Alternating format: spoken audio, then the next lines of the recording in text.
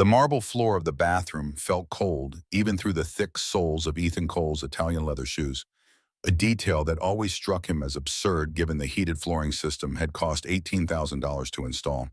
He pushed open the door at 6 in the morning, a bottle of organic formula in one hand, and the weight of another sleepless night pressing against his skull like a vice. The penthouse stretched behind him in shadows and silence, 3,200 square feet of luxury that somehow felt smaller than the 400 square foot studio apartment where he'd raised Lily through her first 3 years. He expected emptiness. Instead, he found a woman. She stood in front of the mirror, dark hair plastered against her shoulders in wet strands, her reflection pale and drawn in the soft glow of the vanity lights. Water dripped from the ends of her hair into the white tile, each drop landing with a sound that seemed impossibly loud in the frozen moment. Her clothes clung to her frame, cheap fabric gone transparent in places, and her hands gripped the edge of the marble sink hard enough that her knuckles had gone bloodless. Ethan's breath caught somewhere between his lungs and his throat. The formula bottle slipped from his fingers and hit the floor with a hollow thud that didn't break but rolled, the sound of plastic on marble stretching out like an accusation. The woman's eyes met his in the mirror. They were red-rimmed and swollen, the kind of exhaustion that went deeper than missed sleep, deeper than anything a night's rest could fix. Her lips parted as if to speak, but nothing came out except a small, broken sound that might have been the start of an apology or a prayer. From the bedroom down the hall, Lily's voice cut through the silence with the clarity only a 6-year-old could manage at this ungodly hour. "Daddy, I'm thirsty." The woman's face went white. Not pale, not wan, but actually white, the color draining so fast Ethan thought she might collapse. She spun from the mirror, her wet hair whipping drops of water across the pristine bathroom, and her voice came out in a ragged whisper that barely carried the 3 feet between them. "Please, please don't let her see me like this." The words tumbled over each other, desperation stacked on top of shame, stacked on top of something that looked uncomfortably close to terror. She backed against the glass shower door as if she could somehow disappear into the steam fog panels, her whole body trembling hard enough that Ethan could see it from where he stood frozen in the doorway. "Please," she said again, and the single word carried more weight than seemed possible for 4 letters. Ethan's mind stuttered through possibilities, each one more absurd than the last. Intruder, stalker, someone's idea of a sick joke. His hand moved towards his phone in his pocket, muscle memory from a dozen security briefings about what to do if someone breached the building's systems. But then Lily called again, closer this time, the sound of small feet padding down the hallway. "Daddy, where are you?" The woman's eyes went even wider, if that was possible.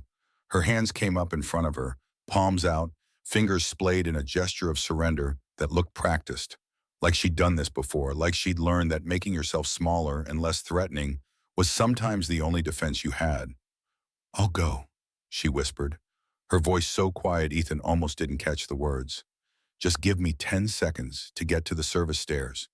She doesn't need to see this. Please." Something in the way she said it, the specific phrasing, the care she took to think about what a child should or shouldn't witness, made Ethan hesitate. His hand stopped halfway to his phone. "Daddy!" Lily appeared in the doorway, her blonde hair sticking up in 6 different directions despite the expensive silk pillowcase the nanny had insisted would prevent tangles. She wore her favorite pajamas, the ones with the dinosaurs that Ethan had bought her from Target, back when Target was where he could afford to shop, back before personal shoppers and designer children's boutiques became part of his world. She looked past Ethan, directly at the woman pressed against the shower door, and her mouth formed a small O of surprise. The woman made a sound like something breaking, a sharp intake of breath that came out as half a sigh. She slid down the shower door and ended up sitting on the floor, her back against the glass, her knees pulled up to her chest in a posture that made her look impossibly small. Lily tilted her head to one side, studying the stranger with the unfiltered curiosity of someone too young to have learned the social rules about pretending not to notice when things were wrong. She took a step forward, then another, and Ethan found himself moving without thinking, putting himself between his daughter and this woman he didn't know. This person who had somehow gotten into his home, into his private space, into the bathroom where he'd been about to prepare his daughter's morning bottle. Lily, go back to your room. The words came out harder than he'd intended, sharp with an edge that made Lily's eyes go wide. She'd heard him use his CEO voice before, usually on conference calls when someone was trying to explain why a shipment had been delayed or why numbers didn't add up, but never directed at her. She didn't move. Instead, she looked around him at the woman on the floor and asked with the direct simplicity only children seem capable of, "Why is the lady crying?" The woman buried her face in her hands. Her shoulders shook with the kind of crying that tried to be silent but couldn't quite manage it, the kind that came from a place too deep for quiet. Water still dripped from her hair, darkening the fabric of her clothes where it fell, and Ethan realized with a jolt that she was freezing, actually shivering with cold despite the bathroom's climate control set to a constant 72 degrees. Lily pushed past him before he could stop her. She was small and quick, and she moved with the determination of someone who decided something was wrong and needed fixing. She went straight to the towel warmer beside the shower, the ridiculous luxury item that had come with the penthouse and that Ethan had never quite figured out the purpose of, and pulled down one of the oversized white bath sheets. The towel was bigger than she was. She dragged it across the floor, leaving a trail of disturbed bath mat in her wake, and held it out to the woman with both hands. "You look really cold," Lily said, her voice matter-of-fact in the way that children could be when they saw a problem and a solution and didn't understand why adults made things complicated. "You should dry off so you don't get sick." The woman stared at the towel like it was something precious and fragile, something she didn't deserve to touch. Her hands trembled as she reached for it, and when her fingers closed on the fabric, she clutched it to her chest with a grip that spoke of someone holding on to the only solid thing in a world that had stopped making sense. "Thank you," she whispered, and the words came out broken around the edges. Lily nodded satisfied and turned back to Ethan with a look that said she'd handled the situation and now expected him to do something useful as well. Ethan felt something shift in his chest, a sensation like ice cracking under pressure. He looked at his daughter, 6 years old and already more compassionate than most adults he knew, and then at the woman on his bathroom floor, wrapped in a towel that probably cost more than whatever she was wearing underneath. And he made a decision that the rational part of his brain told him was completely insane. "Lily," he said, his voice gentler this time, "go wait into the kitchen. I need to talk to the lady for a minute." Lily looked like she wanted to argue, but something in his expression must have convinced her. She gave the woman one last concerned look and then padded out of the bathroom, leaving wet footprints on the marble that would dry and disappear within minutes. Ethan waited until he heard his daughter's feet on the hardwood floor of the hallway, heading toward the kitchen at the far end of the penthouse. Then he closed the bathroom door and turned back to the woman who was still sitting on his bathroom floor, still shaking, still holding that towel like it was the only thing keeping her together. His voice came out low and tight, the sound of someone trying very hard to stay calm. "You want to tell me who you are and how you got into my apartment?" Earlier that night, Ethan had stood in a different bathroom in a hotel 6 blocks away, adjusting a bow tie that cost more than he used to make in a week. The mirror in front of him had been similarly expensive, similarly well lit, but the man looking back at him had worn an expression that suggested he'd rather be anywhere else. The annual Northwest Tech Coalition Charity Gala. $1,000 per plate, champagne that came in bottles without price tags, and 200 of the region's wealthiest business leaders pretending to care about causes they'd forget the moment they left the ballroom. Ethan had attended 4 years running, ever since Cole Logistics had grown large enough to warrant an invitation. And every year he felt like an imposter playing dress-up in someone else's life. The tuxedo fit perfectly because it had been tailored to his measurements by a man who'd knelt at his feet with pins and made small humming noises while marking adjustments. The shoes had been handmade in Italy. The watch on his wrist was a Patek Philippe that his CFO had insisted was the minimum acceptable for someone in his position. And yet when Ethan looked in the mirror, he saw the same guy who used to deliver packages in boots with holes in the soles. The same guy who'd once counted quarters to buy diapers. The same guy who'd been fired without warning and left standing in a parking lot with a cardboard box of personal effects and no idea how he was going to feed his infant daughter. The disconnect never got easier. He'd forced himself through the motions, smiled at the right people, made the expected small talk about quarterly projections and market expansion, nodded along when the conversation turned to vacation homes and yacht clubs and other markers of a world he'd never quite learned to navigate comfortably. His table had been near the front, a position that reflected coal logistics' growing prominence in the Pacific Northwest shipping and logistics market, 80 million in annual revenue, 500 employees, 3 warehouses, and a fleet of 200 vehicles. Numbers that should have felt like victory. Instead, they felt like weight. Halfway through the salad course, Richard Pemberton from the board of directors had leaned over with the casual entitlement of old money and made a comment about employee wages that had landed wrong. "You're too soft on the drivers, Ethan. These aren't skilled positions. Anyone with a license can do the job. You don't build a successful company by overpaying for easily replaceable labor." Ethan's fork had stopped halfway to his mouth. He'd set it down carefully, buying himself a moment to choose his words, to remember that he was supposed to be a CEO now, supposed to think in terms of profit margins and shareholder value and operational efficiency. "Those drivers are the reason we have a business," he'd said, keeping his voice level. "They're the ones on the road 12 hours a day, the ones dealing with traffic and weather and impossible delivery windows. Some of them have been with me since the beginning, when it was just me and 2 vans. I'm not going to cut their wages so our margins look better on a spreadsheet." Pemberton had smiled the kind of smile that didn't reach his eyes. "That's admirable, in a folksy sort of way. But sentiment doesn't scale. You want to compete with the big players, you need to start thinking like them. Maximize efficiency, minimize costs. These are basic principles." And the conversation had continued around him, other board members chiming in with variations on the same theme, and Ethan had felt the familiar tension building in his shoulders, the sense of being pulled between the person he'd been and the person everyone expected him to become. He'd excused himself between courses, claiming he needed air, and found his way to a balcony overlooking the Portland skyline. The city stretched out below in patterns of light and shadow, and somewhere in that sprawl were his drivers, his warehouse workers, his dispatchers, all the people whose labor made his success possible. He'd thought about the ones he knew by name, the ones who'd stuck with him through the lean years, who'd believed in coal logistics when it was nothing but a promise and a dream, the ones Pemberton wanted him to treat as line items on a balance sheet. His phone had buzzed with a text from the nanny, "Lily having trouble sleeping and asking for you." Guilt had twisted in his chest. It was almost midnight.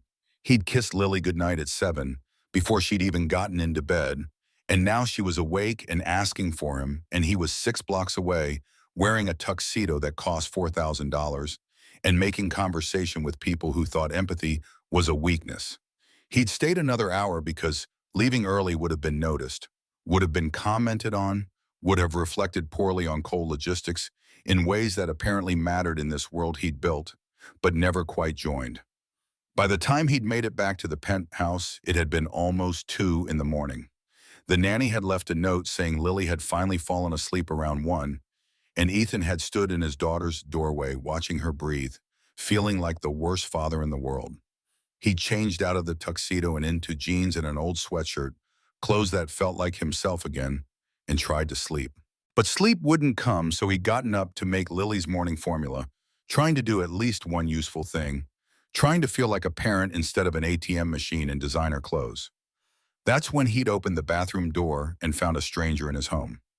Now, standing in that same bathroom with the door closed and the woman still huddled on the floor, Ethan waited for an explanation that made sense.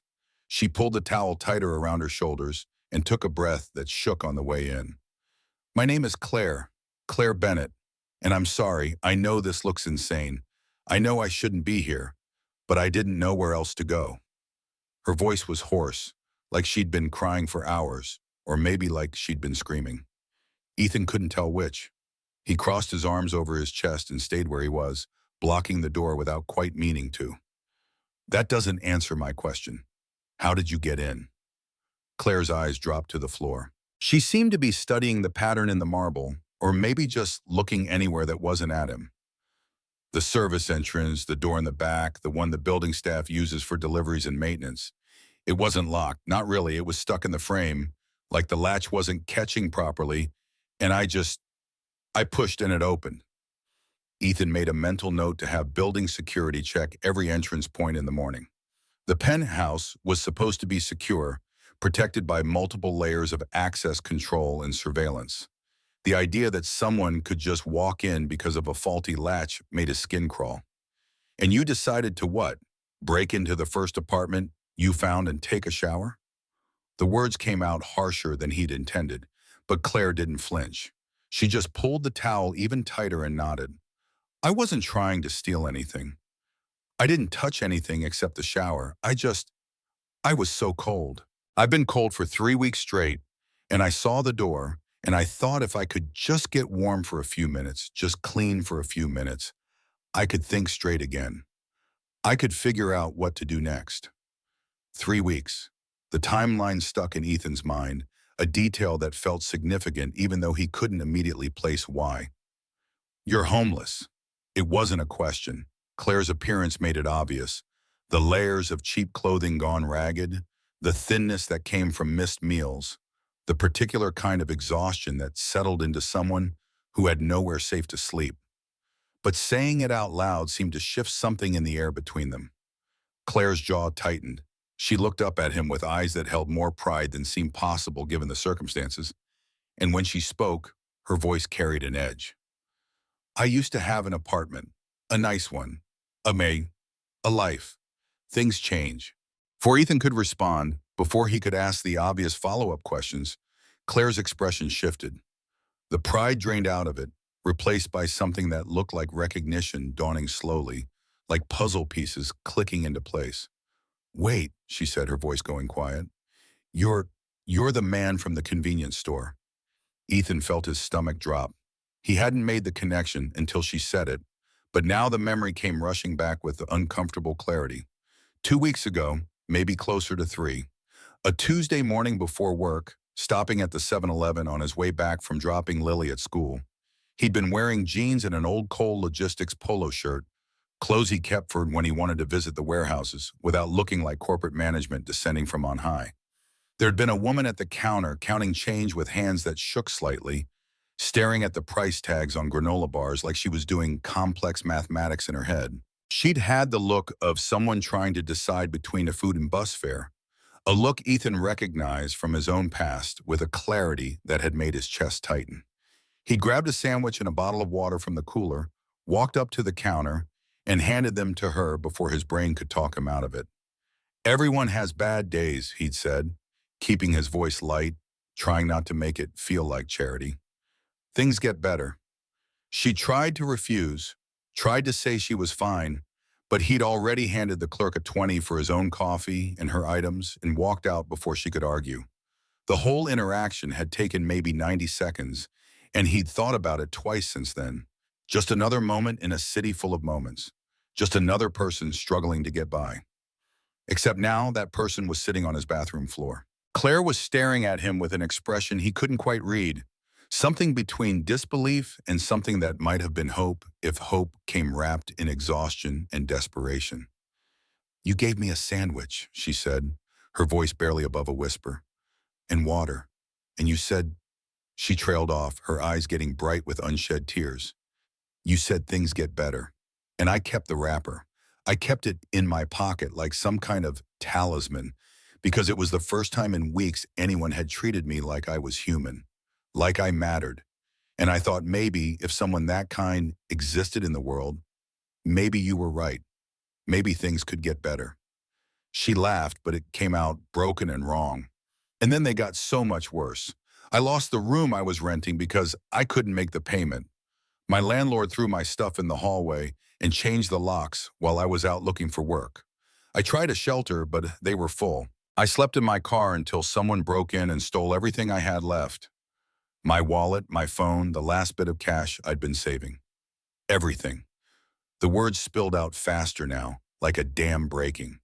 I've been sleeping in parking garages and bus stations for the past week, washing up in public bathrooms, trying to stay invisible.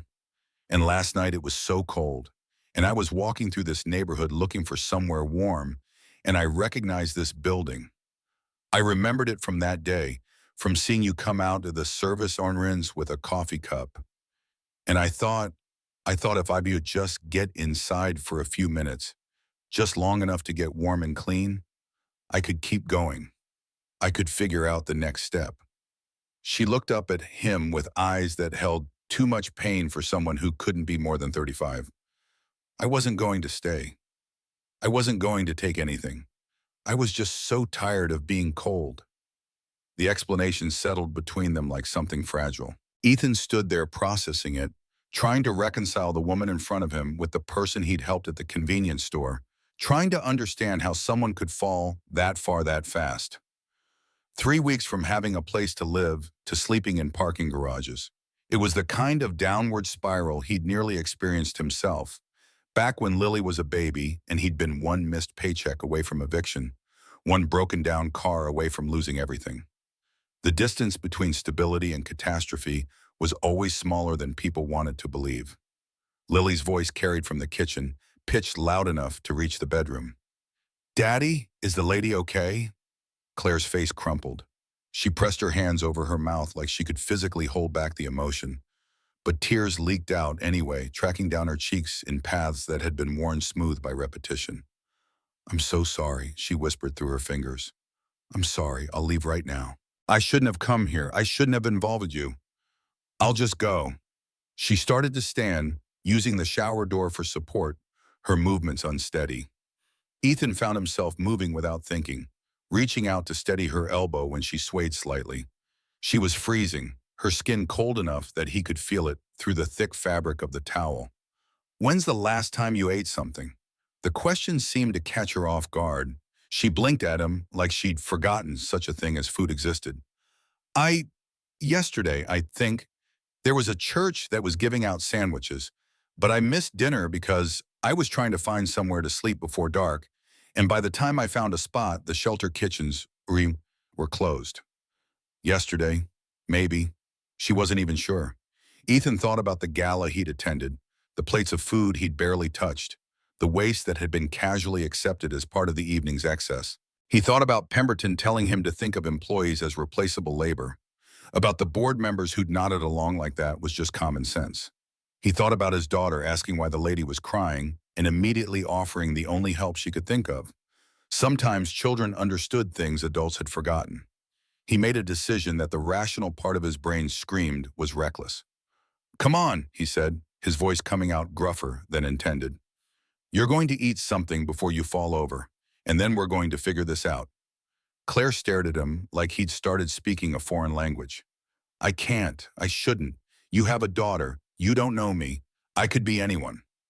You're someone who's hungry and cold and who helped my daughter feel compassion instead of fear," Ethan said. "That's enough for right now." He guided her out of the bathroom, keeping a hand on her elbow because she still looked unsteady on her feet. The hallway stretched ahead of them, all hardwood and recessed lighting and designer touches that had come with the penthouse. Claire moved like she was afraid to touch anything, like she might leave contamination behind. The kitchen was at the far end of the apartment, a sprawling space of granite counters and stainless steel appliances that Ethan had never quite learned to use properly. Lilith was sitting at the island, swinging her legs and watching the doorway with the patient expectation of someone who knew her father would eventually do the right thing. She brightened when she saw Claire, then frowned when she got a better look at her. "You're still wet. You need dry clothes." Ethan hadn't thought that far ahead, but Lily was right. Claire's clothes were soaked through, and the towel wrapped around her shoulders wasn't going to fix that. He did some quick mental calculations about sizes and what might be in his closet that could work. "I'll find you something," he said, directing Claire toward one of the island stools. "Sit. Don't move. Lily, can you pour some orange juice?" His daughter nodded seriously and slid off her stool to retrieve the juice from the refrigerator, a task that required both hands and careful concentration. Ethan took the opportunity to disappear into his bedroom, rifling through drawers until he found an old coal logistics sweatshirt and a pair of sweatpants that would be too big but at least would be dry and warm. When he returned to the kitchen, Lily had managed to pour juice into a glass without spilling and was presenting it to Claire with the pride of someone who'd accomplished something significant. Claire took the glass with shaking hands and drank like someone who'd forgotten what it felt like to have anything in their stomach. Ethan set the clothes on the counter. Bathrooms down that hall, second door on the right. Change into these. Take your time. Claire looked at the clothes, then at him, then at Lily, and something in her expression broke open. Why are you being nice to me? The question hung in the air, raw and honest. Ethan thought about all the possible answers. Because I've been where you are. Because my daughter's watching and learning what it means to be human. Because I can afford to and you can't. Because walking past people who need help is how we lose ourselves piece by piece. Instead, he said simply, because everyone deserves a chance to be warm and fed. Go change. We'll talk after. Claire disappeared down the hallway with the clothes clutched to her chest. Ethan turned his attention to the refrigerator, pulling out eggs and bread and butter, ingredients for something simple. His hands moved through the familiar motions of cracking eggs and heating a pan. Muscle memory from years of making breakfast for Lily on mornings when the nanny hadn't arrived yet. Mornings when it was just the two of them against the world. Lily climbed back onto her stool and watched him cook with the focused attention she usually reserved for her favorite cartoons. Is the lady going to stay with us? The question was so direct, it caught Ethan off guard. He scrambled the eggs, buying himself time to formulate an answer that was honest without being alarming. I don't know, sweetheart. She's going through a hard time. Sometimes people need help. Like when Daddy needed help after Mommy left? The observation landed with the precision of a knife between ribs. Ethan had tried to shield Lily from the worst of those years.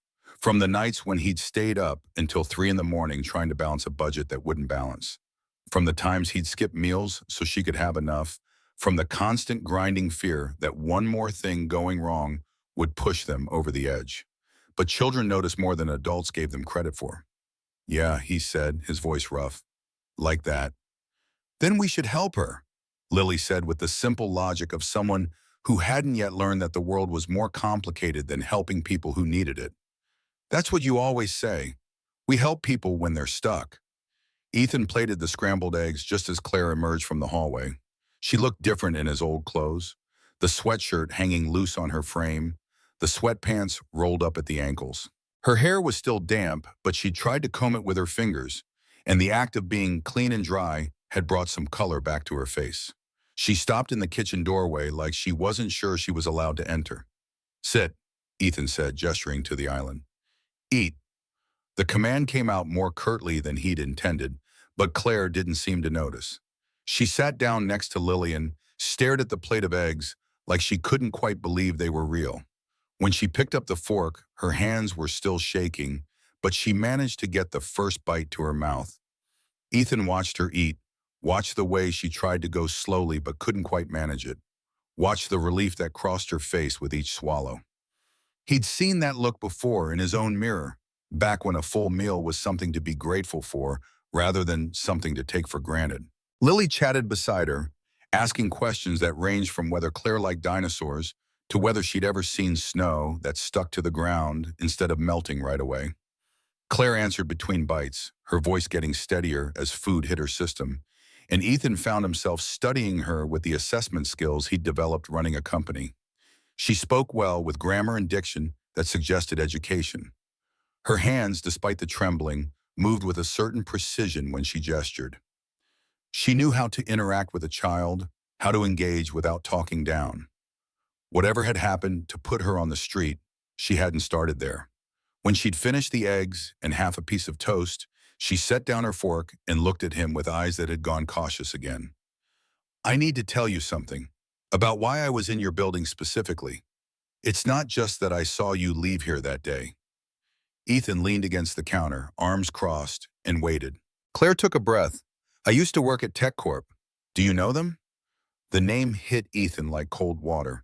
TechCorp was one of Cole Logistics' largest clients, a $5 million annual contract for shipping and warehousing their hardware components. The partnership had been crucial to Cole Logistics' growth, the kind of relationship that opened doors to other major accounts. I know them, he said carefully. We handle their logistics. Claire nodded, something that might have been relief crossing her face. I was an executive assistant there, to Robert Marsh, the CEO. I worked for him for 6 years. I was good at my job. He trusted me with sensitive information, access to files most employees never saw. She paused, her fingers twisting together in her lap. About 4 months ago, I started noticing things that didn't add up. Discrepancies in financial reports, payments going to shell companies that didn't seem to exist, contracts with vendors that had no online presence. At first, I thought maybe I was misunderstanding something, that there was a legitimate explanation. So I started asking questions. Quietly at first, Ethan's stomach began to sink. He had a feeling he knew where this was going. Marsh told me not to worry about it, said it was all above board, all part of normal business operations. But the more I looked, the more I realized something was very wrong. There was fraud happening, money being siphoned out of the company into private accounts, millions of dollars. And when I found evidence, when I made copies of files, I made the mistake of confronting him about it. Her voice had gone flat, the kind of emotionless recitation people used when talking about trauma they'd processed too many times. He smiled at me, this cold, empty smile, and he told me I was a smart woman, and smart women knew when to keep their mouths shut. I was scared, but I was also angry. So I made more copies. I took them home on a USB drive. I was planning to go to the authorities. But he found out, Ethan said. Claire nodded. I don't know how. Maybe he was monitoring my computer. Maybe someone saw me. But he knew. He called me into his office and fired me on the spot, claimed I'd been stealing from the company, had security escort me out of the building. Within hours, my bank accounts were frozen. My apartment was broken into. I went to the police, but they said there was no evidence of a break-in, that it sounded like a civil matter. That's when I realized Marsh had connections, people who could make problems disappear. She looked up at Ethan with eyes that held a terrible clarity. I've been running ever since, staying off the grid, avoiding cameras, using cash when I could. The files I took are on a USB drive hidden in my coat lining. I've been trying to figure out how to get them to someone who could help, but everyone I've approached either doesn't believe me or is too scared to get involved. And Marsh has people looking for me. I know he does. I've seen them. The kitchen felt too small suddenly, the walls pressing in. Ethan thought about the board meeting scheduled for next week, about the quarterly review where TechCorp's contract would be cited as a major success story. He thought about Pemberton and the other board members who valued profit margins over principles. He thought about what helping Claire might cost. Why did you come here, he asked. To this building specifically. If you knew TechCorp was our client, you had to know this was complicated. Claire's laugh came out bitter. I didn't know you lived here until I saw the name on the directory in the service entrance. I just recognized the building from that day I saw you. And I was desperate and freezing, and I thought maybe if I could just get warm for an hour, I could think straight enough to figure out my next move. I wasn't planning to involve you. I didn't want to drag anyone else into this. Before Ethan could respond, his phone buzzed on the counter. He glanced at the screen and felt his blood run cold. The email was from an address he recognized immediately. Robert Marsh's personal account, not his TechCorp email. The subject line was blank. The message itself was only 2 sentences. Heard you're harboring my former employee. Bad move, Cole. Business has consequences. Attached was a police report, Claire's name highlighted in yellow, charges of corporate theft laid out in official language that made her sound like a criminal rather than a whistleblower. Ethan stared at the email, his mind racing through implications. Marsh knew Claire was here. Somehow he knew, which meant he was watching, or had people watching, or had access to information that should have been private. Claire had gone pale, her eyes fixed on his face. What is it? He turned the phone so she could see the screen. The color drained from her face so fast he thought she might pass out. I have to go, she said, standing so abruptly her chair scraped against the floor. Right now, he knows I'm here. He'll come after you. He'll destroy you like he destroyed me. I can't let that happen. But Ethan was already thinking, his mind shifting into the mode that had built a company from nothing.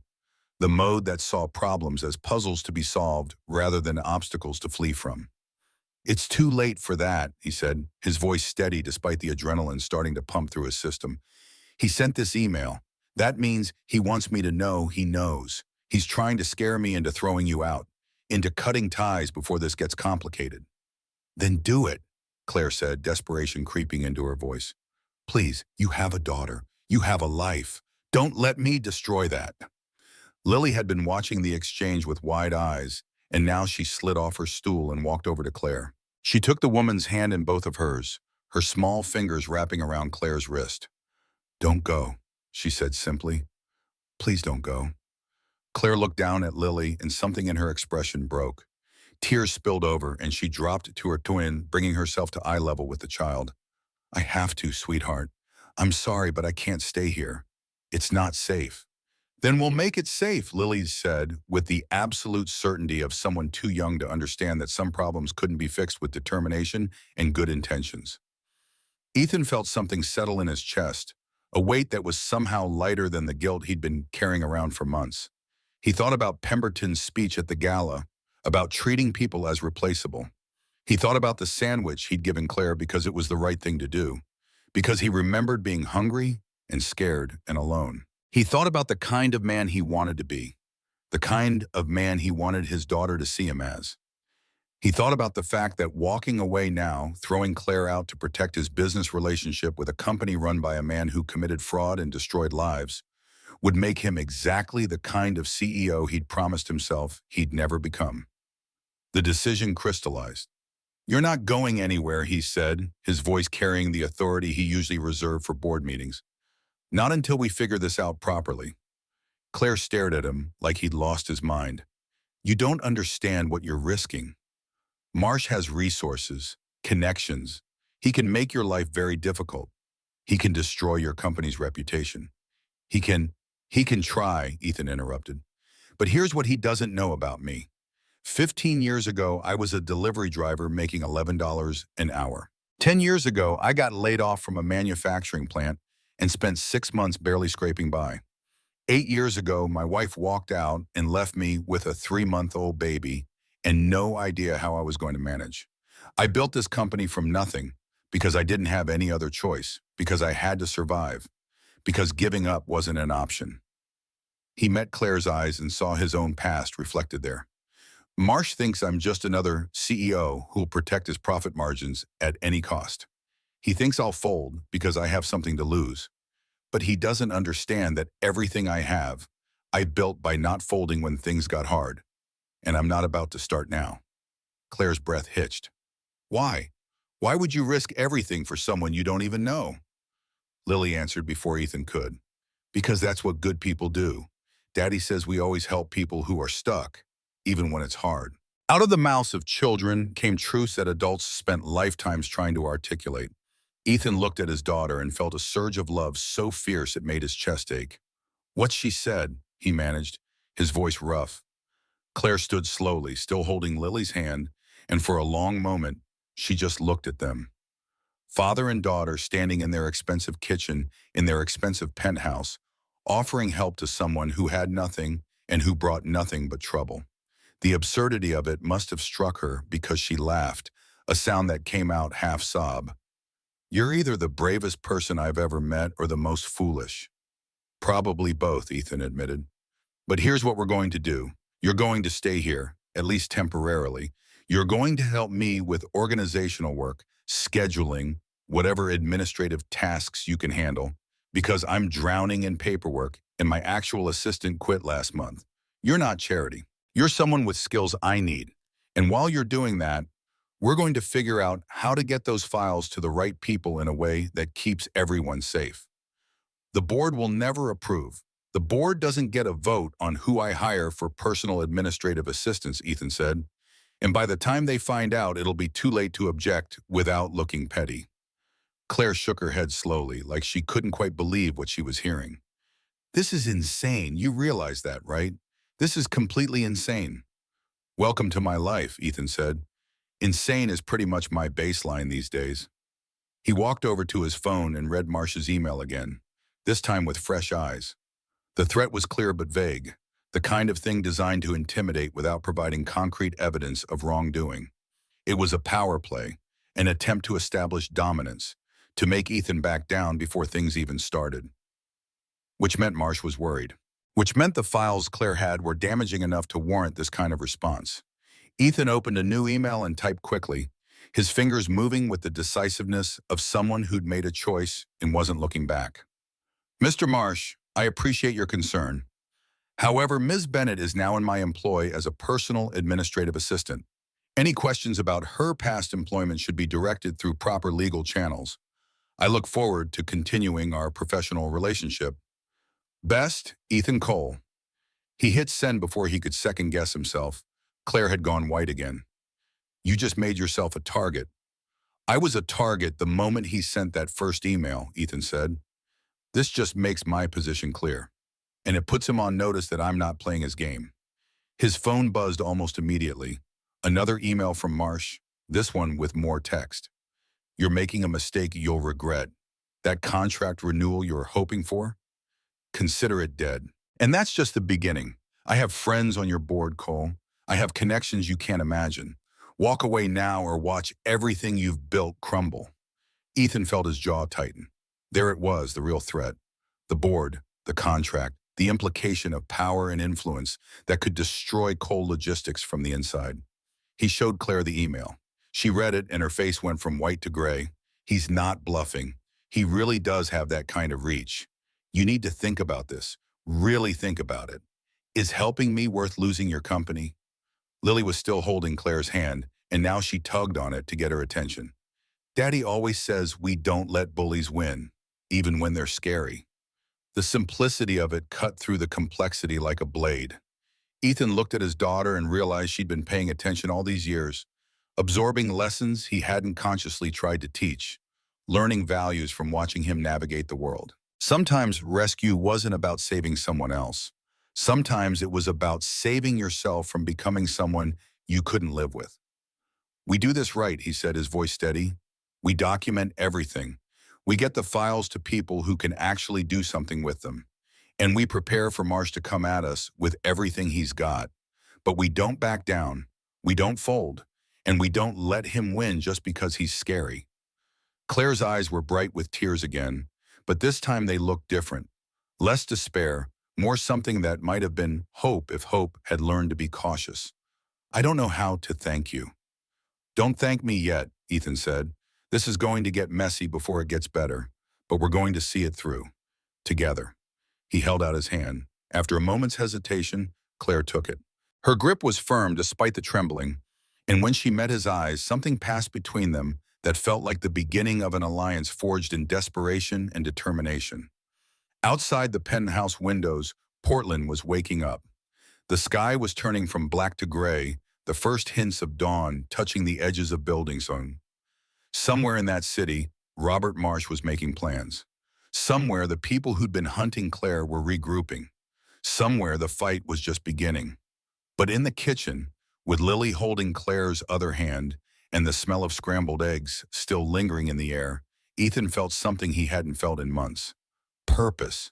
Not the hollow purpose of quarterly earnings and board meetings and networking events that made him feel like an imposter. Real purpose. The kind that came from drawing a line in the sand and saying this far, no further. This person matters. This fight is worth having.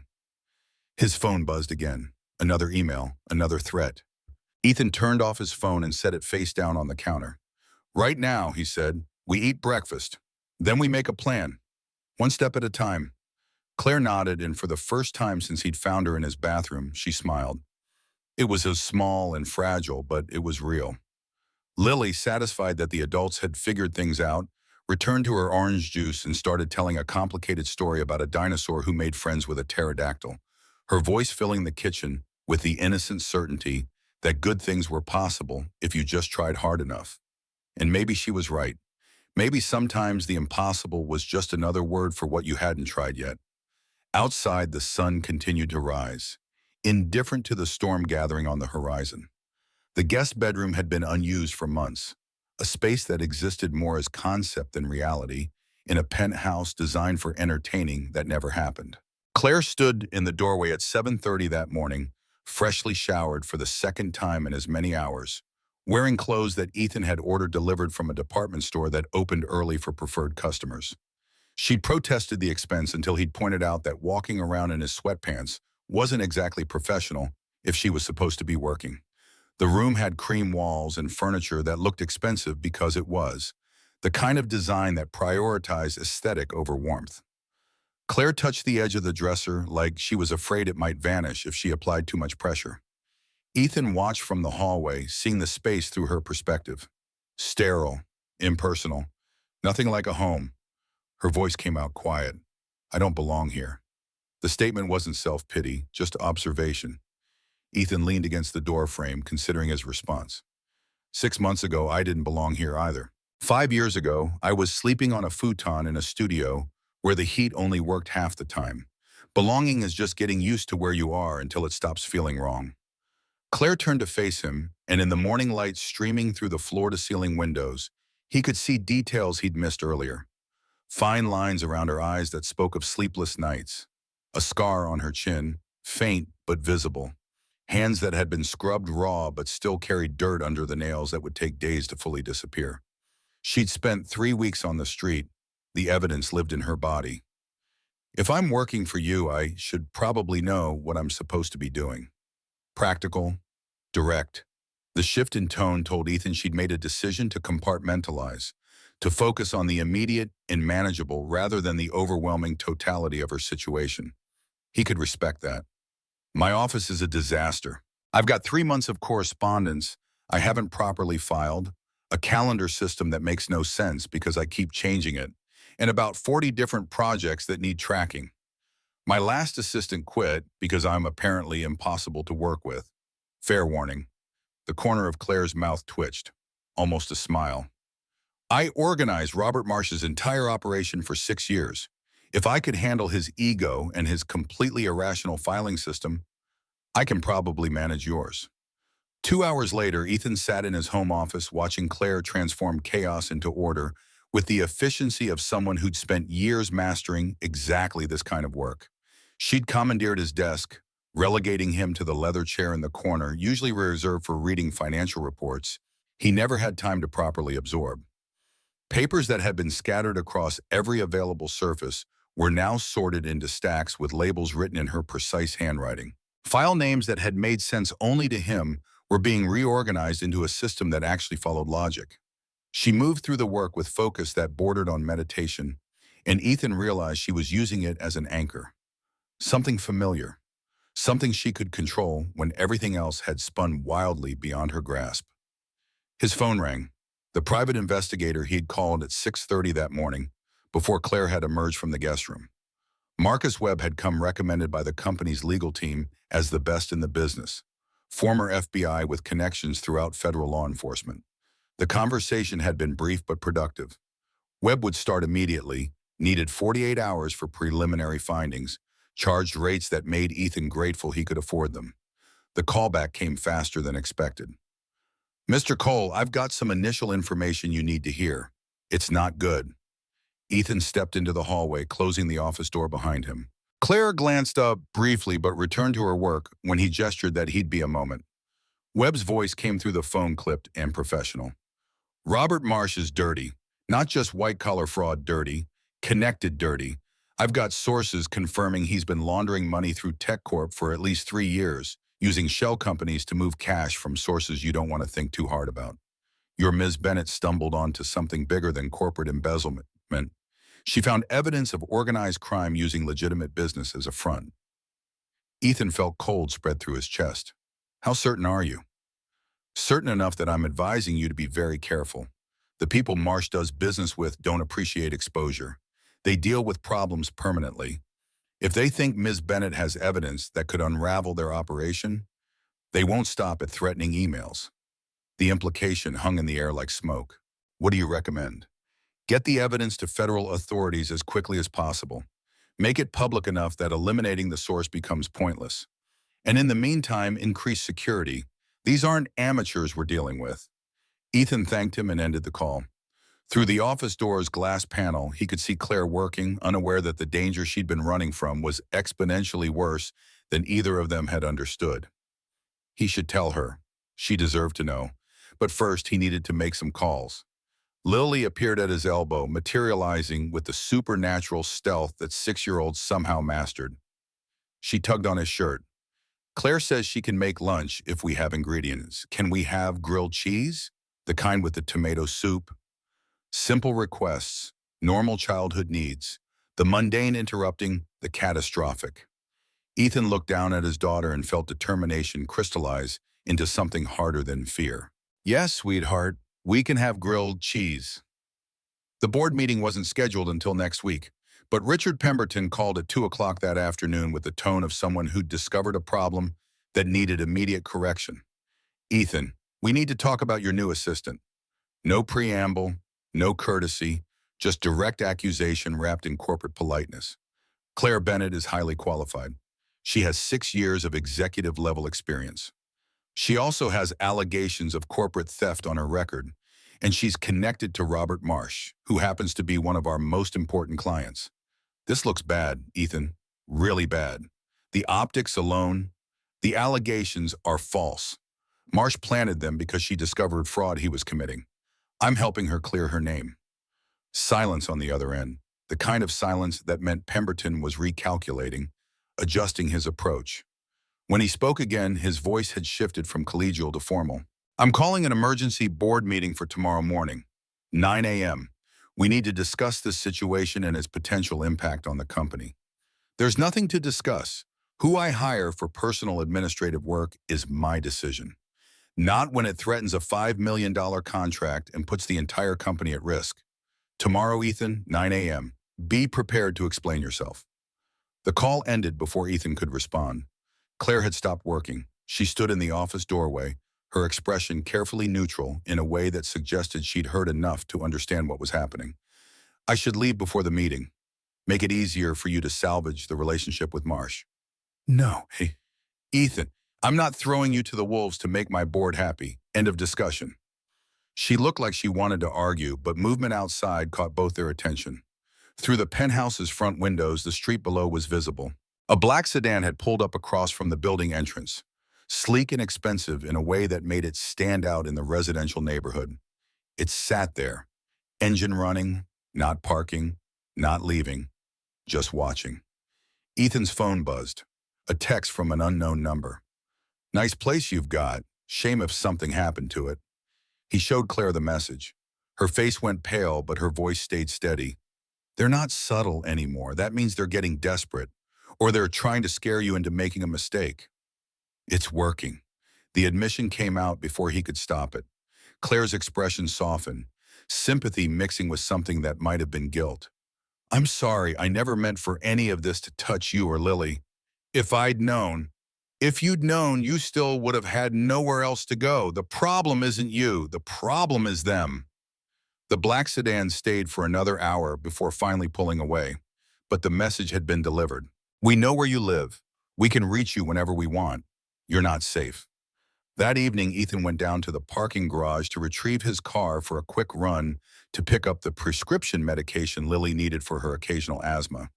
The garage was well lit and secure, part of the building's premium amenities, monitored by cameras and accessible only via keycard. He approached his Tesla, the sleek Model S that his CFO had insisted was the appropriate vehicle for a CEO, and something made him pause. Instinct. The same instinct that had made him successful in business by noticing when details didn't quite align. He knelt down beside the front wheel and looked underneath. Fluid pooled on the concrete. Dark, spreading slowly. He touched it with his finger and brought it close to his face. Brake fluid, unmistakable. His hands were steady as he pulled out his phone and turned on the flashlight. The brake line had been cut cleanly, precisely, not damaged, severed. Someone had crawled under his car and deliberately sabotaged it. If he'd driven out of the garage, made it to the street, picked up speed before hitting the brakes, the image of Lily in the back seat flashed through his mind. His hands started shaking. He called building security first, then the police. By the time they arrived, he'd photographed everything from multiple angles, documented the evidence with the thoroughness of someone who understood that details mattered when things went legal. The security guard looked genuinely shaken. The cameras had been looped, he explained. A 15-minute window between 8 and 8:15 that evening where the footage showed nothing but static. Professional work. Someone who knew what they were doing. The police took statements, filed a report, promised to investigate. But their expressions said what they didn't verbalize. Without witnesses or usable footage, there wasn't much to pursue. Ethan returned to the penthouse to find Claire standing by the window, Lily asleep in her room, and tension radiating from every line of her posture. Something happened. Not a question. She'd learned to read danger in the past 3 weeks, developed instincts for when situations deteriorated. Brake line cut professionally. Claire's breath hitched. Her reflection in the window glass showed eyes that had gone dark with horror. They're escalating. Next time it won't be a warning. Next time they'll make sure it works. I'm hiring private security, armed, multiple guards, whatever it takes. They'll find a way around it. Marsh has resources, connections. He's not going to stop until either I'm dead or that USB drive is destroyed. And now you're in the crosshairs too. Ethan moved to stand beside her, looking out at the city lights stretching toward the horizon. Somewhere out there, people were making plans to hurt them. Somewhere, violence was being calculated and prepared. He thought about backing down, about cutting ties with Claire, and returning to the safe simplicity of profit margins and board meetings, and a life that didn't include death threats and sabotaged vehicles. The thought lasted maybe 3 seconds before disgust replaced it. We're not folding. The board meeting started exactly at 9 p.m. in the conference room of Cole Logistics' downtown office. 7 directors sat around the table, faces ranging from concerned to actively hostile. Ethan took his seat at the head, Claire conspicuously absent because he'd insisted she stay at the penthouse with the security detail he had hired the night before. Pemberton opened without ceremony. Gentlemen, we have a serious problem. Our CEO has employed a woman accused of corporate theft. This woman is connected to Robert Marsh, CEO of Tech Corp, which holds our largest client contract. Marsh had made it clear that continuing this employment will result in termination of that contract. $5 million annually, 20% of our revenue. We're here to discuss how to resolve this situation before it destroys the company. Thomas Chen, the CFO, jumped in immediately. I've run the numbers. Losing Tech Corp would require cutting 40 jobs minimum, possibly more. We'd need to close 1 warehouse, scale back operations significantly. All of this to protect a woman we've known for less than 48 hours.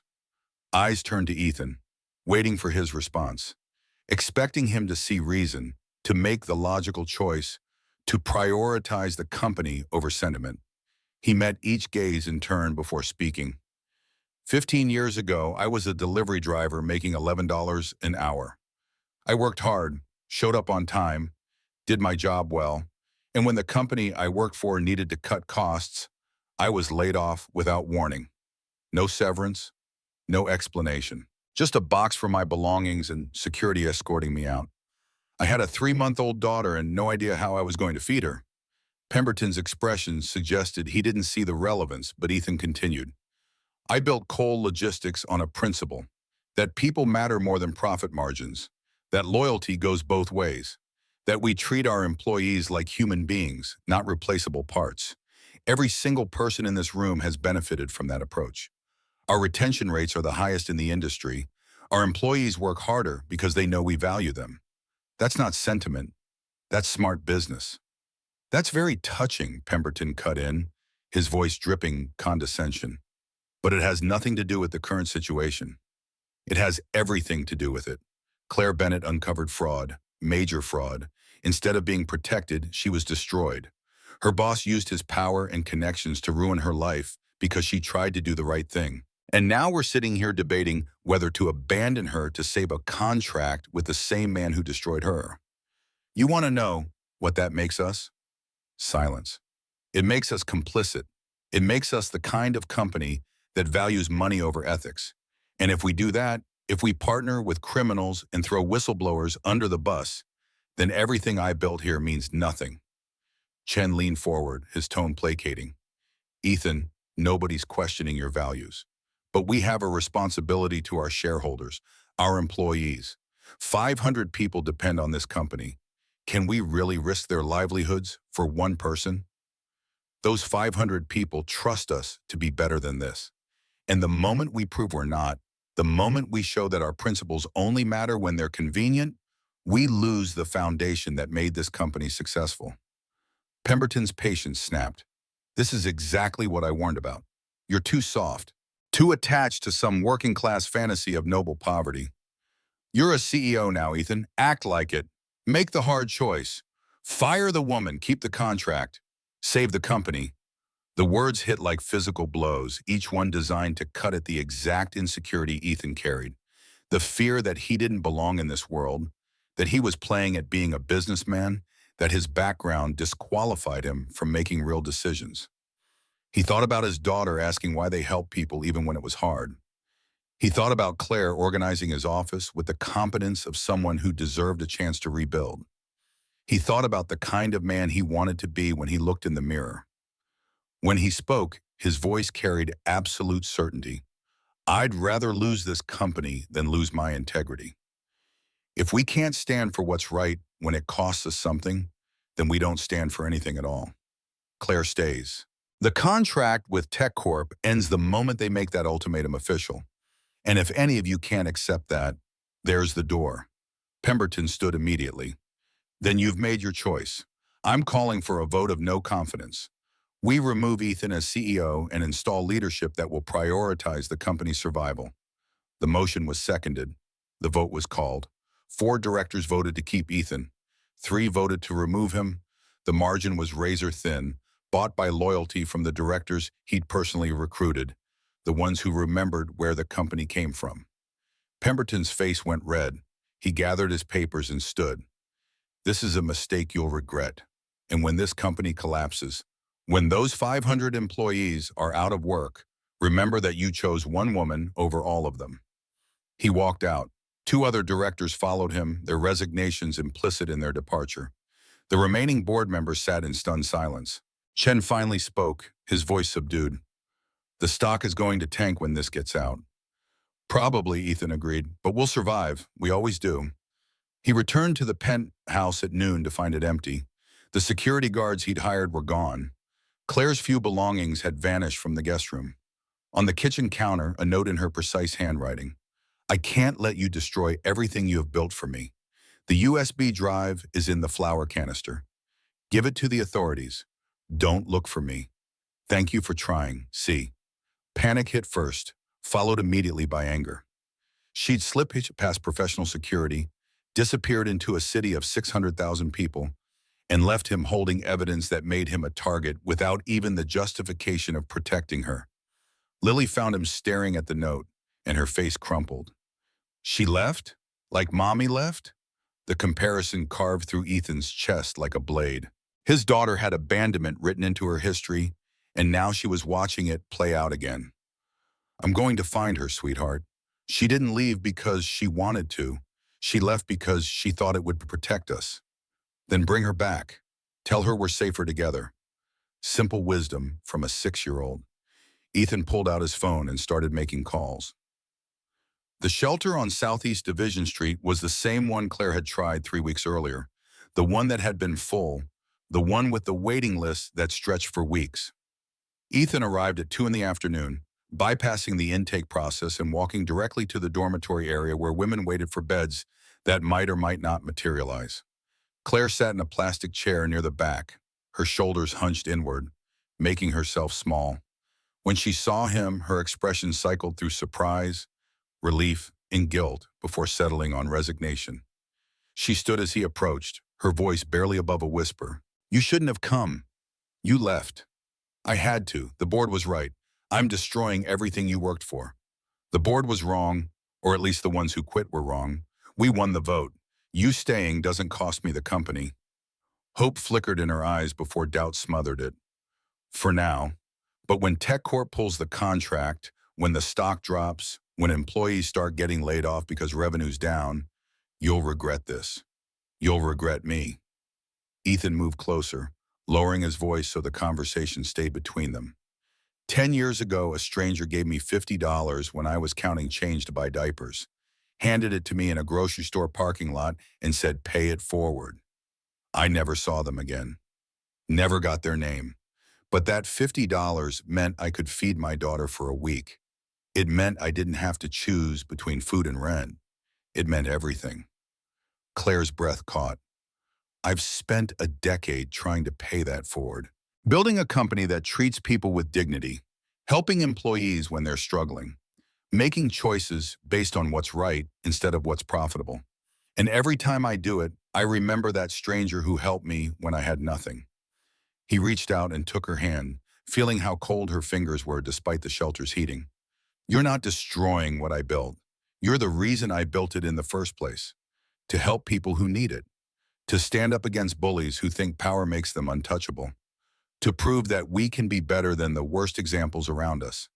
Claire's eyes were bright with tears she refused to let fall. I'm falling for you, and that terrifies me, because everyone I've ever cared about has been hurt.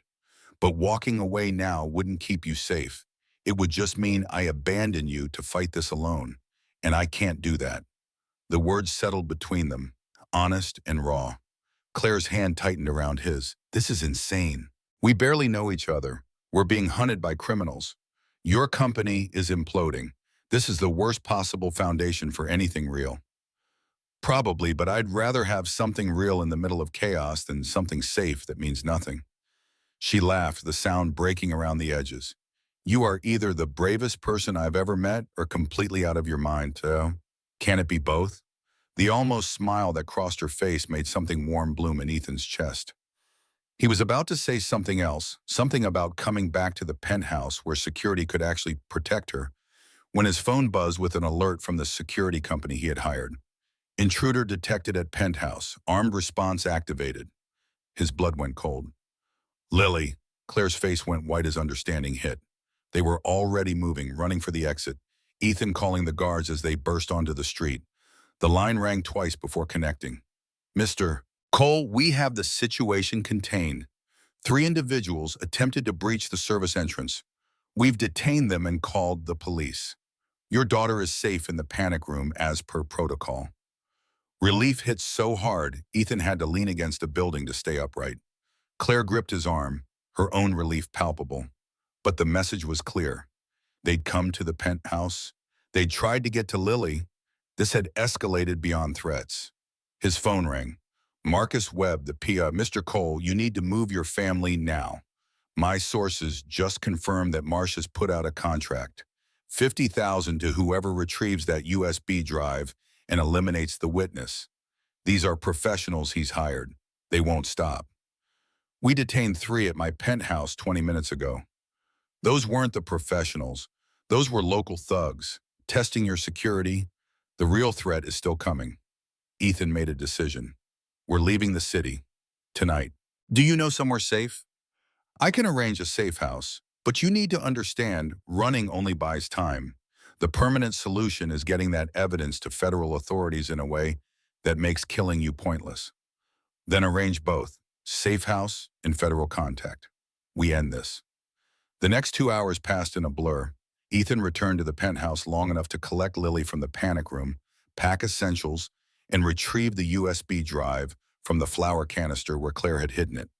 The security team reported that police had taken the 3 intruders into custody, but without concrete evidence of intent to harm, they'd likely be released within hours. Claire helped pack with the efficiency of someone who'd learned to move quickly, who understood that staying in one place meant vulnerability. She and Lily worked together, the child chattering about what stuffed animals needed to come, and Claire responding with gentle patience that made the crisis feel almost normal. By 6 p.m., they were in a car driven by one of Webb's associates, heading east out of Portland.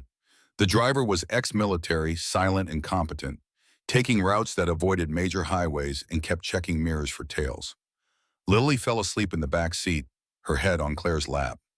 Claire stroked the child's hair with gentle repetition, and Ethan watched them in the rearview mirror, this accidental family created by circumstance and crisis. Claire caught him looking, and something passed between them. Unspoken, complex, the recognition that they were bound together now by more than just mutual survival. The safe house turned out to be a cabin an hour outside Portland, tucked into forest that provided natural cover. Basic but secure, with reinforced doors and a security system that would alert them to anyone approaching within 100 yards. They carried Lily inside without waking her, settling her on one of the 2 bedrooms. The space was small, furnished with the bare minimum, everything focused on function over comfort. Claire stood in the main room, looking around with an expression that might have been exhaustion or might have been surrender. We can't run forever. We won't have to. Webb is setting up a meeting with a federal contact, someone who specializes in corporate fraud and organized crime. We get them the evidence, they build a case, and Marsh becomes too exposed to keep coming after us. And if it doesn't work? Ethan moved to stand beside her, close enough to feel her warmth.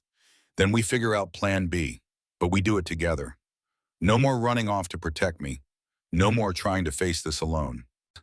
She turned to face him fully, and in the dim light of the cabin, her features were soft and vulnerable in a way he hadn't seen before. Why are you doing this, really? Not the noble speeches about paying it forward, the real reason. He thought about lying, about falling back on platitudes. But she deserved better than that.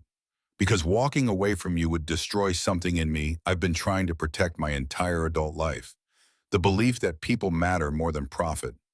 That doing the right thing counts for something. That we can be better than the world expects us to be. His hand found hers in the space between them. And because somewhere in the past 48 hours you stopped being a stranger I was helping and became someone I can't imagine not fighting for. Claire's breath hitched. She stepped closer, close enough that he could see the gold flecks in her eyes, the way her pulse jumped at her throat. This is a terrible idea. We're being hunted. We barely know each other. Everything about this is insane. I know. We should be focusing on survival, not whatever this is. I know. If we do this, if we let this be real, it's going to complicate everything. I know.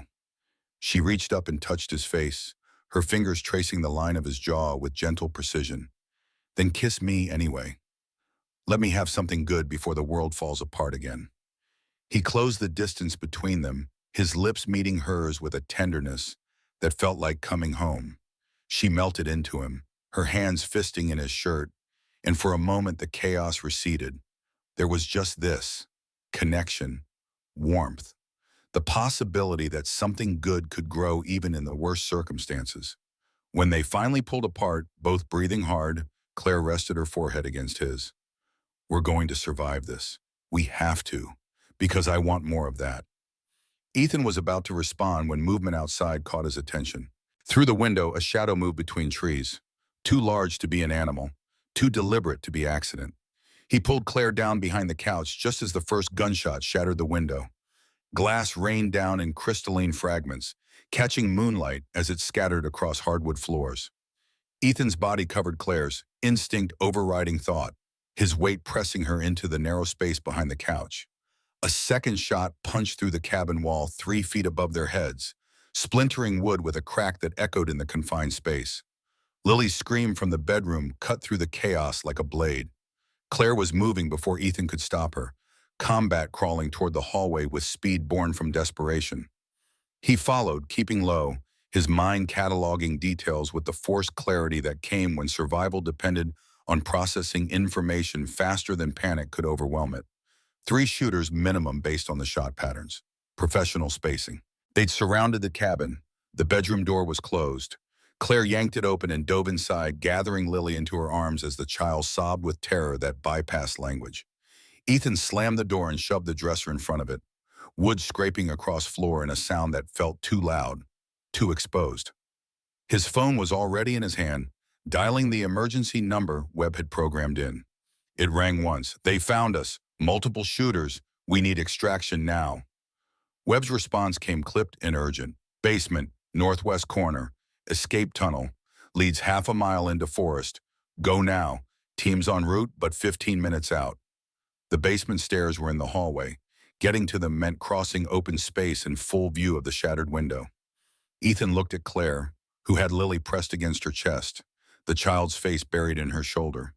Their eyes met in the dim light filtering through curtains, and understanding passed without words. He went first, moving fast and low, bullets tracking his movement a second behind, hitting walls where he'd been instead of where he was. The basement door opened under his hand and he was through, Claire right behind him with Lily, her movements fluid despite the child's weight. The door closed. The lock engaged. Footsteps thundered on the porch above. The basement smelled like earth and old concrete, lit by a single bulb that cast shadows into corners thick with cobwebs. Northwest corner. Ethan found the panel Webb had described, hidden behind boxes of supplies that he shoved aside with strength powered by adrenaline. The tunnel entrance was narrow, barely wide enough for an adult, reinforced with aged timbers that spoke of construction decades old. Claire went first with Lily, disappearing into darkness that swallowed them whole. Ethan followed, pulling the panel closed behind him, hearing footsteps upstairs grow louder as the shooters breached the cabin. The tunnel floor was dirt-packed hard by time, sloping downward before leveling out, the walls close enough to brush his shoulders on both sides. Lily had stopped crying. The sudden silence was worse than screams, broken only by their breathing and the scuff of shoes on earth. Claire moved forward with hands outstretched, feeling her way through blackness absolute enough to erase the concept of sight. Ethan activated his phone's flashlight, the beam cutting through dark to reveal a passage that stretched impossibly far. They ran. Behind them, faint sounds of pursuit. Ahead, nothing but tunnel and hope. The exit came without warning, a vertical shaft with a ladder bolted to crumbling concrete. Claire climbed first, Lily clinging to her back like a baby monkey, and Ethan followed as voices echoed down the tunnel behind them. The shaft opened into forest dense with undergrowth, trees blocking moonlight to create darkness nearly as complete as the tunnel itself. Headlights cut through the forest, a vehicle approaching fast. Ethan pushed Claire and Lily behind a tree, his body between them and the unknown, his hands empty and useless against armed professionals. The vehicle stopped 50 feet away. Doors opened. Webb's voice cut through the night. "Cole, move your ass!" The SUV was armored, windows thick enough to stop bullets, interior configured for rapid extraction. They piled in, and the vehicle was moving before doors fully closed, tires spitting dirt as it accelerated down a fire road barely wide enough to accommodate its bulk. Webb sat in the passenger seat, turned to face them with an expression grim enough to make Ethan's stomach clench. That was a kill team. Ex-military contractors. Marsh is done playing games. He wants you dead, and that evidence destroyed, and he's willing to spend whatever it takes. Claire's arms were still wrapped around Lily, who had begun crying again in quieter, hiccuping sobs. Her voice came out hoarse. "How did they find us? The safe house was supposed to be secure." Someone talked, or got paid enough to stop caring about security. Doesn't matter now. What matters is we end this before they get another chance. Ethan felt rage building beneath the fear, hot and sharp. "You said you had a federal contact. Make the call. Tonight. We're done running." Webb nodded and pulled out a phone, dialing a number from memory. The conversation was brief, technical, full of jargon that Ethan only partially understood. When Webb ended the call, his expression had shifted from grim to something that might have been cautious optimism. "Special Agent Sarah Chen, FBI White Collar Crime Division. She's been investigating Marsh for 6 months on an unrelated tip. Your evidence could be the break she needs. Meeting set for tomorrow morning, federal building downtown. She'll have a full protection detail." Tomorrow felt impossibly far away. Ethan looked at Lily, who had finally calmed enough to doze fitfully in Claire's arms, her small face blotchy from crying. His daughter had been shot at, had crawled through darkness, fleeing armed killers, had her childhood violated by violence that no 6-year-old should ever witness. The weight of that settled in his chest like concrete. Claire's hand found his in the space between seats. Her fingers were cold but steady, and when she squeezed gently, he felt something in his chest ease fractionally. We survived tonight. We testify tomorrow. We end this. Her voice carried conviction that matched his own rage, and Ethan realized that somewhere in the chaos of the past 3 days, they'd become a unit. Not just two people thrown together by circumstance, but partners who moved in sync, who understood each other's thoughts without needing explanation. The SUV drove through darkness toward a destination Webb wouldn't disclose for security reasons. Lily slept. Claire stared out windows at passing shadows, and Ethan made plans for what came next. The federal building in downtown Portland was fortress architecture rendered in glass and steel, security checkpoints layered like an onion around the central core where Special Agent Sarah Chen waited in a conference room designed to prevent electronic surveillance. Webb had delivered them through underground parking, bypassing public entrances, surrounding them with enough armed agents to repel a small invasion. Chen was younger than Ethan expected, late 30s with sharp eyes that missed nothing. She shook hands with precision that spoke of someone who understood the power of first impressions, then gestured them to chairs around a table that could have seated 20. Lily stayed with a female agent in an adjacent room, visible through glass panels, drawing pictures with markers while a cartoon played on mute. Ethan kept her in his peripheral vision, unable to fully focus until he could confirm her safety every few seconds. Claire placed the USB drive on the table between them like an offering. Chen picked it up with gloved hands and inserted it into an air-gapped laptop, her expression neutral as files began loading. The silence stretched. Minutes passed. Chen's face remained impassive, but tension built in her shoulders as she navigated through folders, opening documents, reviewing spreadsheets, listening to audio recordings through headphones. Finally, she removed the headphones and looked at Claire with respect that bordered on awe. "You've handed me everything. Wire transfers, shell company registrations, emails detailing payoffs, audio of Marsh explicitly discussing money laundering. This is prosecutorial gold. We're talking multiple felonies, RICO charges, potential life sentences for everyone involved." Relief flooded through Ethan so powerfully he had to grip the table edge to stay grounded. Beside him, Claire's breath released in a shudder that might have been a sob if she hadn't caught it first. Chen's expression shifted to something harder. "But you need to understand what comes next. Marsh has resources, lawyers who cost more per hour than most people make in a week, judges who owe him favors, media connections that can spin narratives. This evidence is solid, but taking down someone with his power means crossing every T and dotting every I. One mistake, and the whole case collapses. What do you need from us? Testimony, detailed, on the record, legally binding. Ms. Bennett, you'll need to walk us through every document, every conversation, every moment that led to you discovering this fraud. Mr. Cole, you'll need to testify about the threats, the intimidation, the attempts on your life. We build an ironclad case that survives any legal challenge Marsh can afford to throw at it." Claire's hand found Ethan's under the table. "How long until arrests happen?" Chen smiled, and it wasn't pleasant. "Warrants are being drawn up now. We've been investigating Marsh for months, like I said, but we didn't have evidence this concrete. With what you've provided, we can move fast. 72 hours, maybe less. And once arrests start, it'll cascade. We'll flip lower-level players, build testimony chains, dismantle the entire operation." She stood, gathering the laptop with the care of someone handling explosives. "You'll be in protective custody until this is done. Secure location, armed guards, everything you need. I won't lie to you, Marsh is going to fight, but he's going to lose. Because what you've given us doesn't just prove fraud. It proves organized crime connections that bring federal RICO statutes into play. He's facing life in prison, and so are his associates. They can't make that go away no matter how much money they throw at it." 3 days in protective custody blurred together in sameness.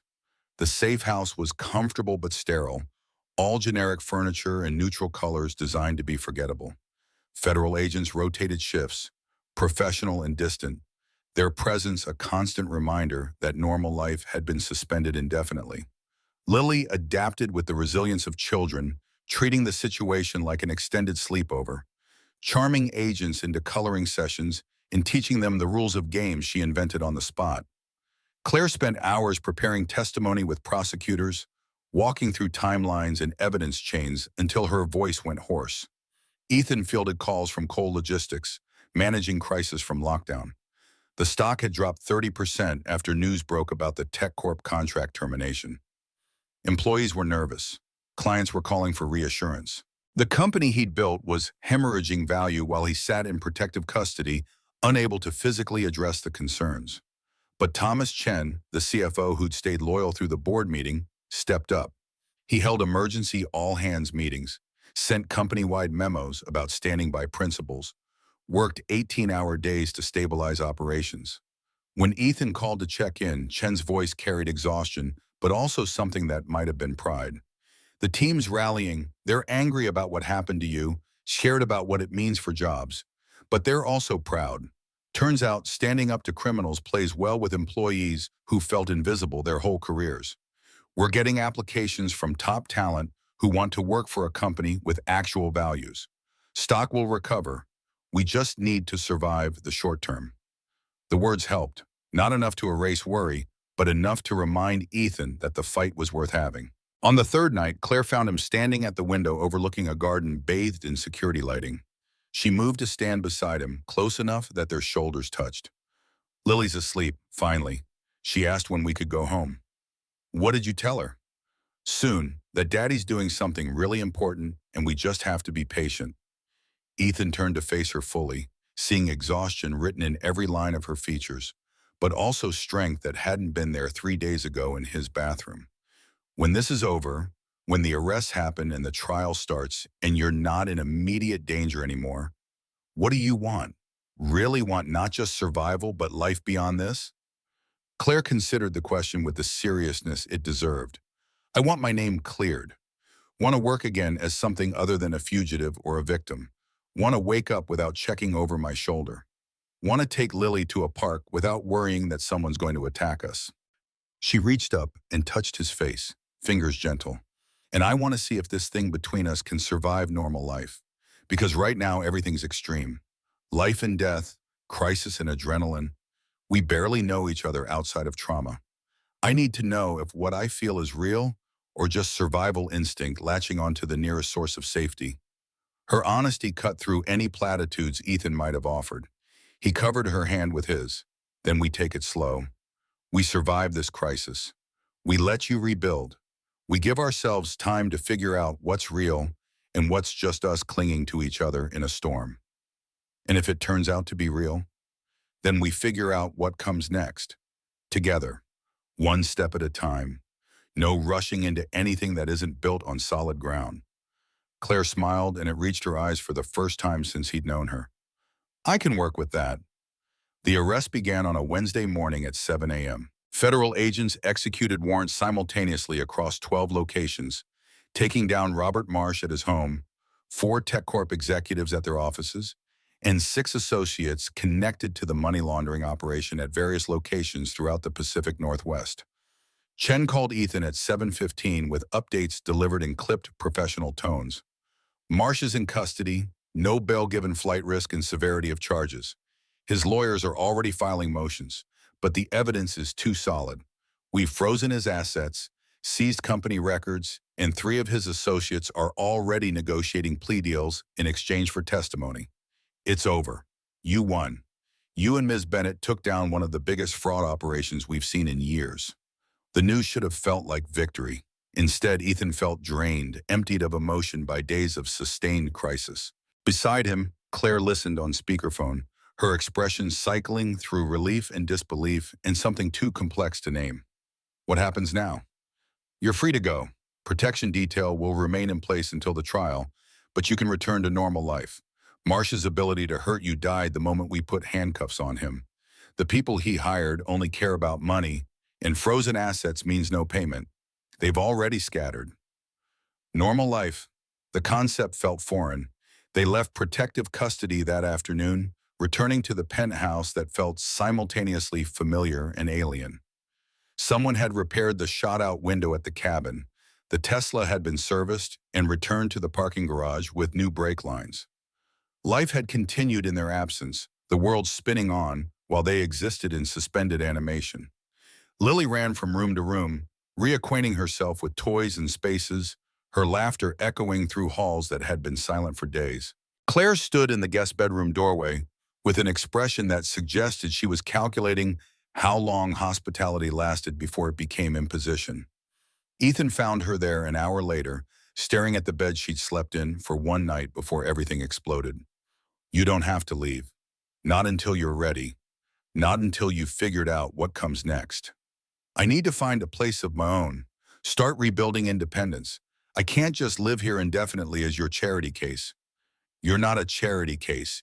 You're—" He stopped, unsure how to finish the sentence. She was what exactly?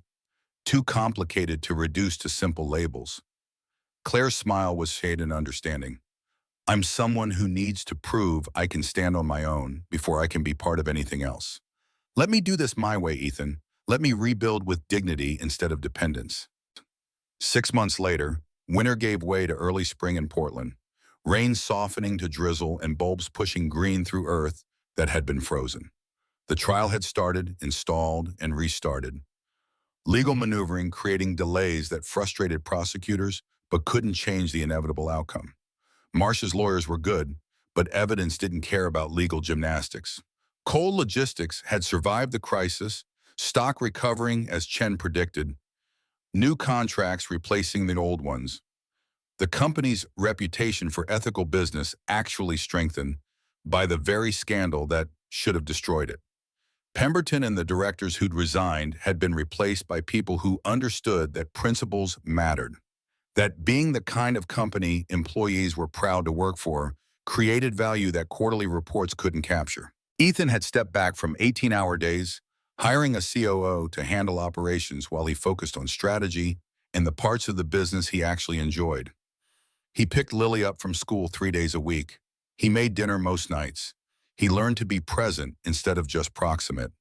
Claire had found work at a nonprofit called Ethics Watch, an organization that supported corporate whistleblowers and helped expose fraud. Her executive skills translated seamlessly, and within 3 months she'd been promoted to director of operations. She'd rented an apartment in a neighborhood that felt safe without being sterile, close enough to the penthouse that Lily could visit but far enough to establish independence. They dated slowly. Dinners where conversation flowed easy, walks through parks where Lily ran ahead chasing pigeons, movies where they held hands in darkness and remembered that life existed beyond crisis. The intimacy built gradually, layers of understanding accumulating until the foundation felt solid enough to support weight. There had been setbacks, Claire waking from nightmares about being homeless, the trauma rising when she least expected it, Ethan struggling with guilt about employees who'd suffered during the stock collapse, the weight of leadership heavier than he'd anticipated. Moments where the gap between who they were and what they'd been through felt too wide to bridge. But they kept showing up, kept choosing each other, kept building something real from the wreckage of catastrophe.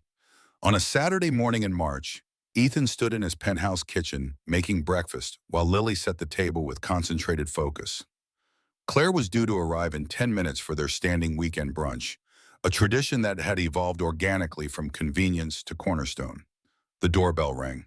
Lily ran to answer it, throwing herself at Claire with the enthusiasm of someone who hadn't seen her in days instead of 48 hours.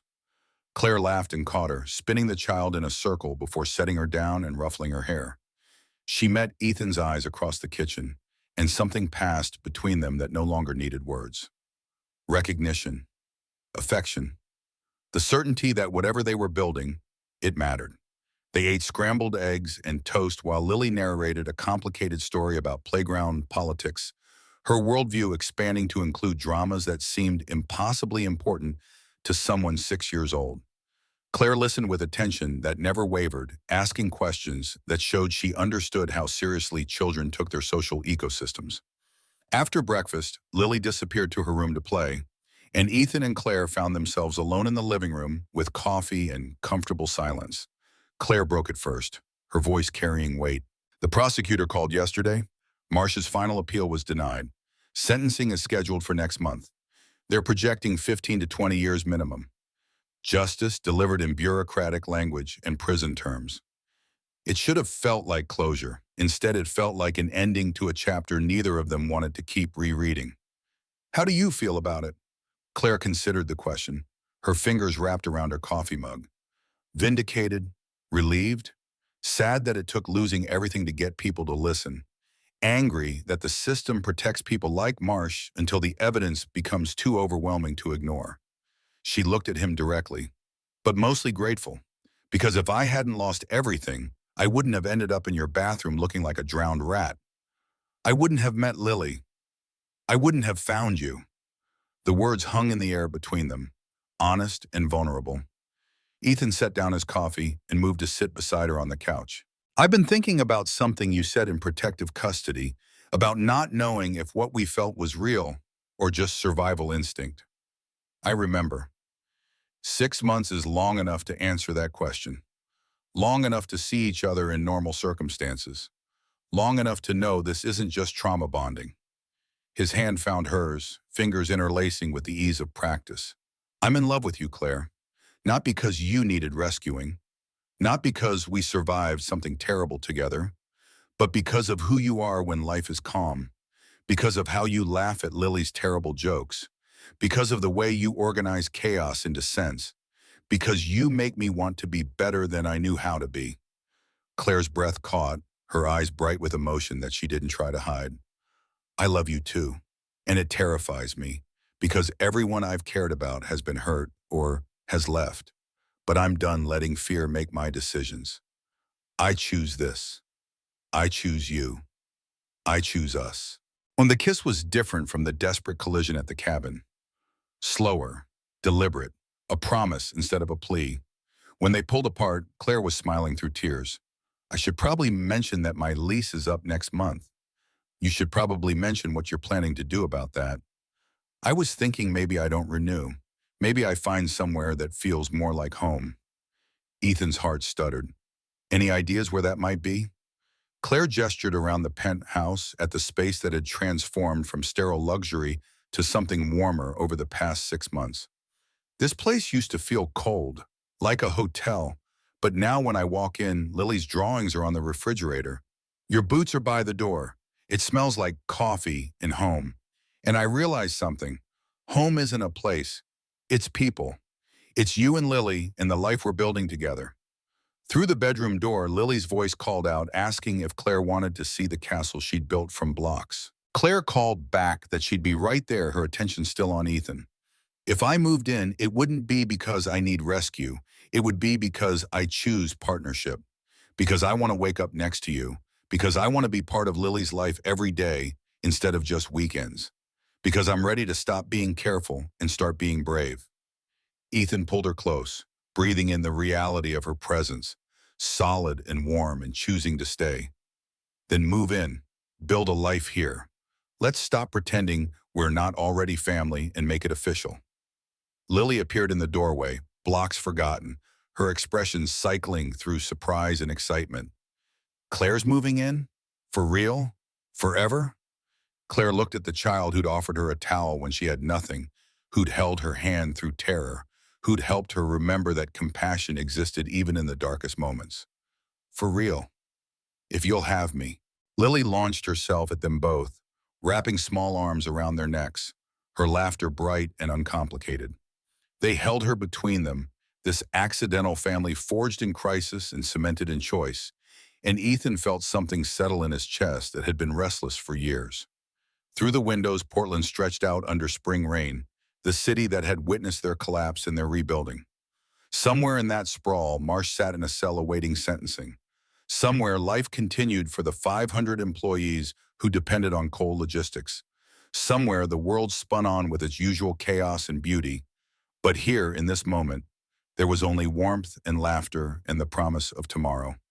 Lily wiggled free and ran back to her room, calling for them to come see the castle that wouldn't wait. Claire stood and held out her hand to Ethan, pulling him up from the couch. Ready for the rest of our lives? He thought about the man who'd found a stranger in his bathroom 3 days before Christmas. Thought about the choice to help instead of calling security. Thought about every decision since then that had led to this moment. The hardest choices rarely felt easy in the moment. But standing here with Claire's hand in his and Lily's laughter echoing through the penthouse, Ethan knew that some risks were worth taking. Some fights were worth having. Some people were worth believing in even when logic suggested otherwise. Sometimes rescue was mutual. Sometimes the person you saved ended up saving you right back. Sometimes the best things in life came wrapped in crisis and terror and required faith that something good could grow from catastrophe. They walked toward Lily's room together, and through the window, the rain began to clear.